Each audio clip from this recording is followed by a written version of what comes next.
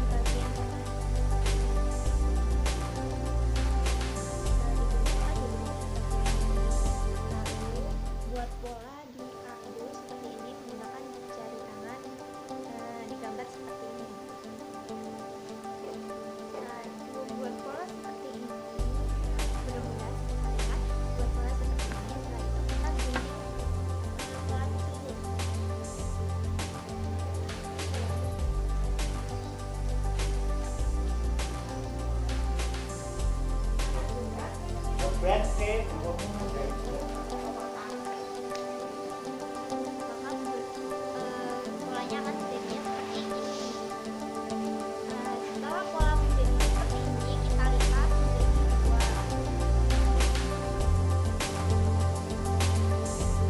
Ini lalu masukkan ke dalam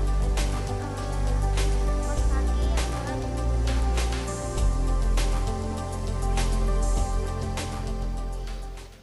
masukkan seperti ini, lalu rekatkan menggunakan lem.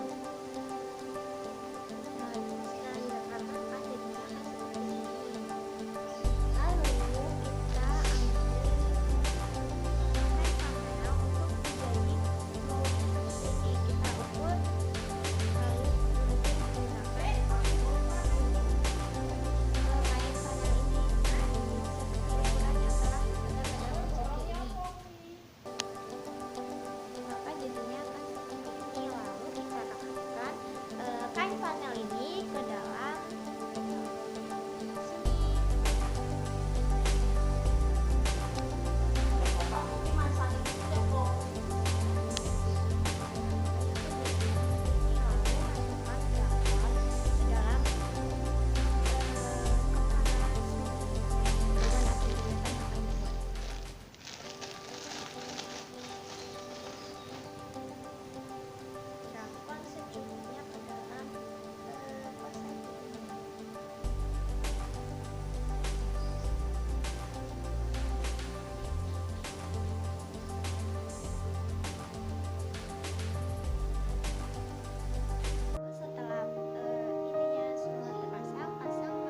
Dan juga hias menggunakan kain panel maupun wol yang telah disediakan, maka hasilnya akan jadinya seperti ini.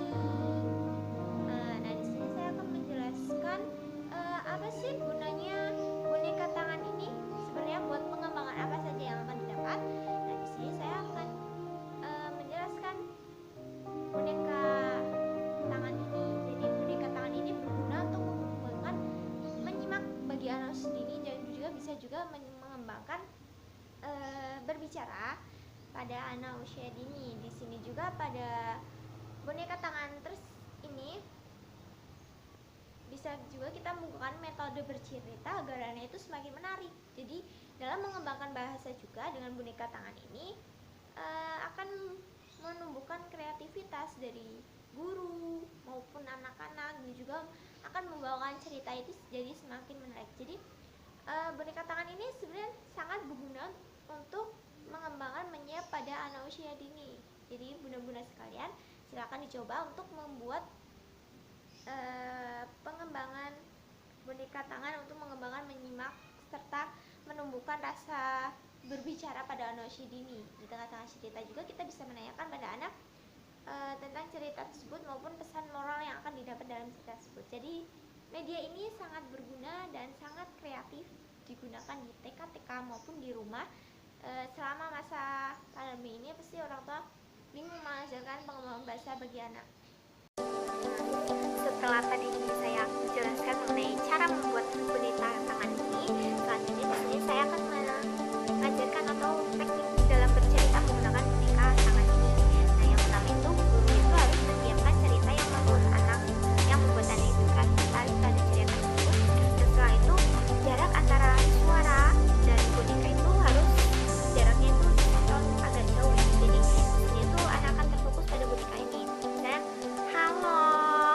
Nah, setelah itu lakukan improvisasi kepada anak atau ajak anak dalam bercerita tersebut. Dalam cerita ini juga selipkan nyanyian atau cerita yang membuat anak itu merasa terkesan dalam cerita tersebut. Nah, selanjutnya itu ajak anak untuk berkomunikasi langsung pada cerita tersebut. Misalnya guru itu bertanya atau mengenai pertanyaan yang non cerita atau tidak ada dalam cerita. Nah, setelah melakukan tersebut, tahap yang terakhir itu memberikan kesimpulan dalam cerita tersebut. Halo teman-teman, setelah saya menjelaskan mengenai atau teknik, di sini saya akan membawakan cerita mengenai si kancil dan siput. Nah, lanjut kepada cerita. Pada suatu hari, di hutan yang lebat, semilir angin yang begitu membuat penghuni hutan merasa mengantuk. Begitu juga dengan si kancil. Si kancil pun datang. Si kancil berjalan sambil berkata, Siapa yang tidak kenal si kancil, si pintar, si cerdik, dan si pemberani? Setiap masalah pasti akan selesai. Ketika sampai sungai, sang kancil pun meminum air yang ada di sungai tersebut. Cekuk, cekuk, cekuk. Setelah sambil meminum, si kancil pun ketika si kancil meminum, dia pun bercermin mengenai wajahnya itu yang paling utama. Kancil pun berkata, buaya, gajah, harimau, semuanya binatang bodoh. Jika berhadapan denganku, mereka dapat aku berdaya. Lalu ketika kancil sedang meminum airnya, di suatu batu ada seekor siput yang memperhatikannya.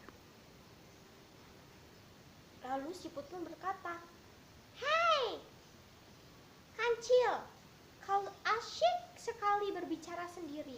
Ada apa? Kamu sedang bergembira?" Si kancil pun mencari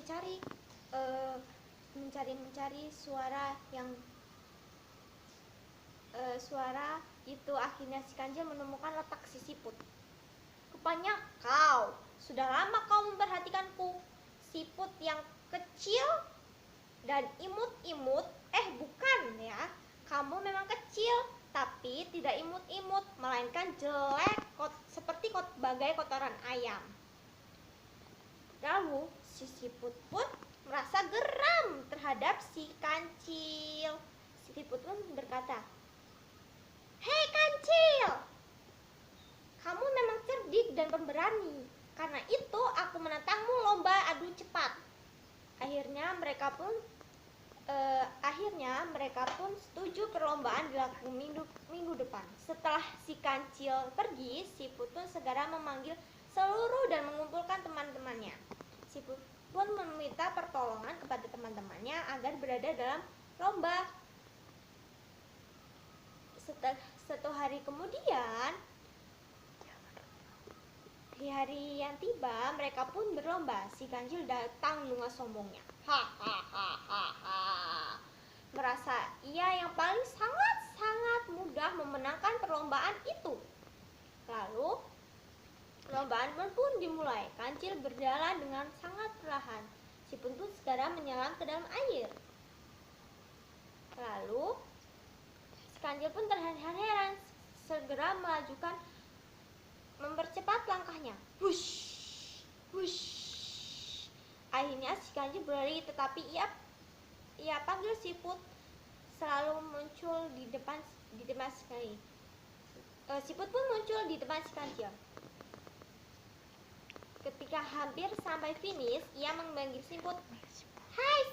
Hai siput, di manakah engkau? Tetapi tidak ada jawaban. Kancil pun berpikir siput sudah tertinggal. Si kancil berhenti berlari.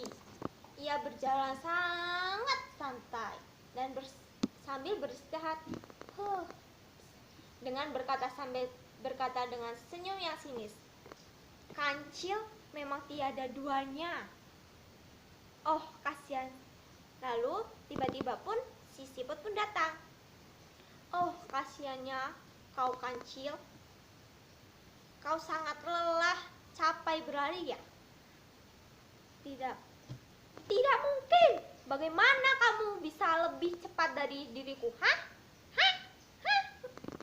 Seru si kancil. Lalu si kancil pun tidak percaya mengenai siput yang berlari kencang. Sudahlah, tidak usah bersedih kau.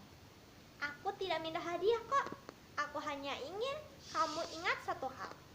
Janganlah sombong akan kepandaian dan kecerdikanmu, dan mempunyai kelebihan dan kekurangan masing-masing. Jadi jangan suka menghina ya dan menyepelekan mereka ya. Siput pun segera menyelam ke dalam air. Cerita pun selesai. Nah, teman-teman, apa yang kita dapat ambil dalam cerita tersebut?